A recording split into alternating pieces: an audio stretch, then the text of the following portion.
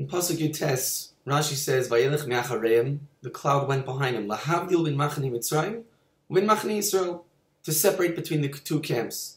And lekabel chitzim u'blisteroy shel Mitzrayim, to also catch all of the cannonballs and arrows that the Egyptians were throwing towards the Jewish people. So you see from Rashi that besides the practical aspect of protecting the Jewish people, there was a need to separate between the Jewish people and the Egyptians. Obvious question is why? Besides the fact that they needed to be protected, why the need for separation? The end of the Rashi explains it.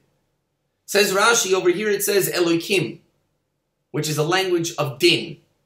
Melamed shahoyu yisol nesunin bedin ba'isha, which teaches us that at that moment, at the moments of Kriyas Yamsuf, there was a din on the Jewish people. There was a judgment. Im lehi notzel, if to be saved, im lehei aved Mitzrayim, or to be destroyed together with Mitzrayim. The Medrash says that the Malachim said to Hashem, Hashem, I don't understand. Halalu avdei avodah zara v'halalu avdei avodah zara. The Jewish people are idol worshippers just like the Mitzrim. Chazal tell us that the Jewish people were on the 49th level of Tumah. So why, screamed out the Malachim, are you saving the Jewish people and destroying the Mitzrim? Why? From here we see why there was a need for Havdalah, for separation, for differentiation, for discerning. And the question is how? I saw an incredible story. Before the story though, I'll tell you an interesting news item that I saw. Last week there was some guy skiing on a very steep slope in the French Alps, and he busted his knee. He needed to be saved. So they sent a helicopter. The helicopter did what looks to everybody like an unbelievably daring move. He got so close to the slope that the skate, the bottom things under the helicopter, was actually touching the mountain. The rotor was moving kind of slowly to hold it in place and was almost touching the snow, unbelievably daring. So that the medic was able to jump out and they were able to hook the guy up and fly away. The pilot was like, yeah, what's the big deal? It's a normal maneuver. It's called a skate support. We do it. All right. We're not that pilot. It's pretty daring. But let me tell you something. I read a story, and now for the story part, that I think might be the most daring mission ever undertaken. Rav Yaakov Galinsky, the fearless Rav Yaakov Galinsky, in 1967, April, the end of winter's month, not 57-27, he was then running the yeshiva that he opened in Chadera, Yeshivas Nevardik Chadera, together with Rav Elchanan Perlmutter. So one day, the guy who delivers the vegetables to the yeshiva, he looked horrible. He looked distraught. So, of course, Rav Galinsky said, what's going on? And he starts crying and saying, my daughter ran off to some Arab village, Baka el Gibaria or something like that. And he says, she's getting married to an Arab guy, and I'm distraught. I don't know what to do with myself. So Rav Yaakov Galinsky and Rav Perlmutter look at each other, and Rav Yaakov says to him, don't worry, I'll go there and I'll talk to her. And he says, what? He says, it's an incredibly hostile village. You cannot go there. They will stone you.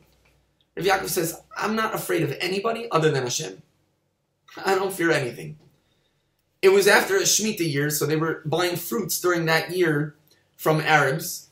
So the next time that the Arab guy came to sell the fruits to the yeshiva, he says to him, can I come back with you to the Shtachim, to the place where all your Arab towns are? And he says, no problem. So they're driving, and he says, so where are you going? And he says, we're going to this place, Baka el Gibaria, or whatever it's called. And he says, no. I cannot take you there. They will kill you on the spot, and they'll probably kill me as well. Sorry, we're not going there. So he says, fine, let me off as close to the village as you're possibly willing to let me. I'll find the way in myself. He says, okay, Rabbi, no problem. Drops him off. And Rav Galinsky, sure enough, finds his way in. And what everybody had said was 100% correct. He walks into the village, whoop! A rock comes flying towards his head, does not hit him. He looks at the youth that threw the rock at him, and he says in a very authoritative voice, where's the Qadi live? The Qadi was the village leader. So now the youth was like, oh, a guest of the Qadi. So he comes to Rav Galinsky and he says, here, I'll bring you to the Qadi.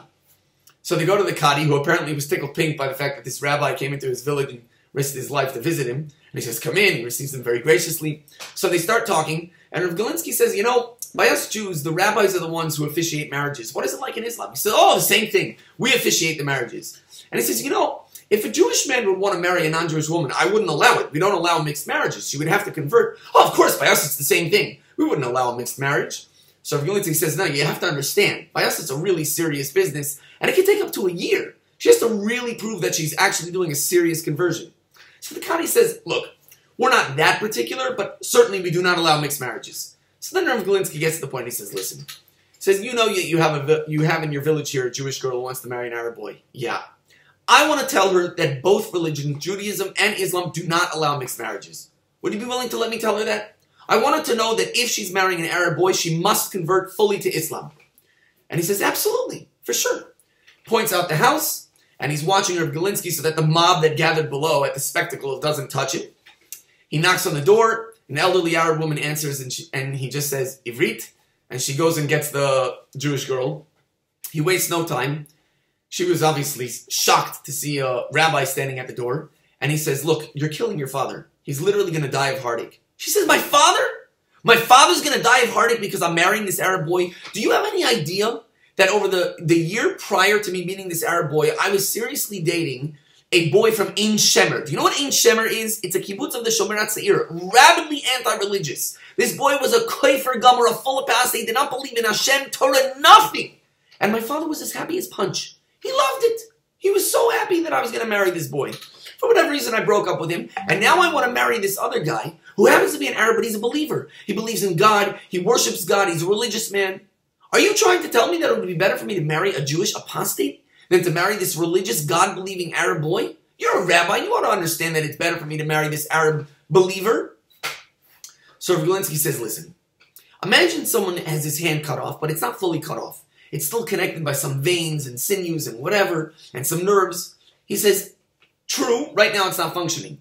But as long as it's still like that, there's hope that you can reconnect it and eventually it can go back to be a functioning hand. He says, but if you chop the thing off completely, then it's gone. It's dead. There's no way that you could reconnect it to the body. He says, that Jewish boy, he's a Jew, and therefore he's still connected. He could come back, him, his children, his grandchildren. But if you marry a non-Jew, that's it. You're cut off. You're gone. And she says, I don't buy it.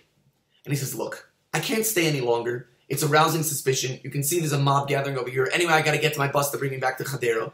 But listen to me carefully. If war were to break out, you know very well that that boy that you were dating from Ein Shemer would be one of the first ones to enlist in the army to protect your father. And you also know very well that the guy that you want to marry now, if war would break out, he would be one of the first ones to want to slit your father's throat.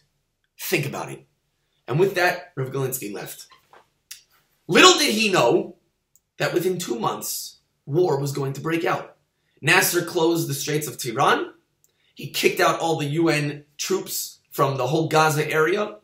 And the nascent state of Israel found itself in an existential threat at the hands of Egypt, Jordan, Syria, and also Iraq. And of course, there was an incredibly tension-filled time during that period, the Six-Day War, 1967, June 1967. And sure enough, while that tension was building, this girl at some point hears her intended make boasting exclamations about how he's got all his weapons ready. Itbach al Yahud, to slaughter all the Jews. And she realized, she recalled that bizarre encounter that she had had with this anonymous rabbi who just showed up in this village. And she imagined her fiancé slitting the throat of her father. And she finally realized what she had gotten herself into. And she got out of there.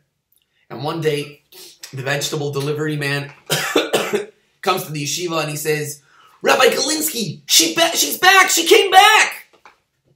And she told the story.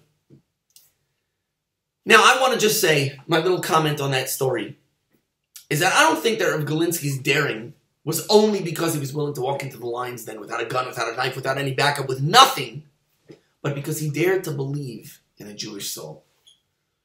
I once heard another story that someone once came to a certain gadol and said, my daughter wants to marry out. She wants to marry a non-Jewish man. What am I going to do? And the gadol asked him about how he raised his child. The guy was totally secular. And the gadol says, I don't know what you want from me. The whole child's whole upbringing, you raised the child with no value for Judaism, for Torah at all. And all of a sudden, you're shocked that she wants to marry out? Well, what do you want me to do for you? Certainly reasonable. Certainly logical. But Rav Galinsky was a very brave, very daring person. And not only did he dare to walk into the lion's den, But he also dared. He also dared to believe. To believe in the Jewish neshama. To believe that the Jewish neshama has a power that no matter what, it can always be brought back. That even this girl, even this woman, who took such a step to run away to an Arab village and get married to an Arab, he could convince her. He could get her to reconnect. He dared to believe.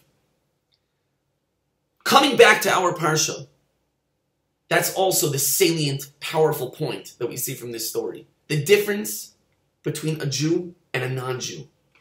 That with all the deficiencies that a Jew might have, they're worlds apart from a non-Jew. And that's the Havdalah, that's the separation. That the cloud goes behind and says, no, no, no. They might look similar. You might seem to have this impression of Halalu v'Halalu Evdi Avodah Zarah. They're both worshiping Avodah Zarah. But you don't understand. When it comes to the Jewish people, it's totally ephemeral, it's superficial, it's not who they are at all. What they are Jews deep, deep, deep inside. And that's why Hashem says, I'm putting the cloud between them to separate, to show you that as much as they might look similar on the outside, ultimately the Jewish soul is something of an entirely different category, entirely different. So we should always remember, dare to believe in the Jewish soul.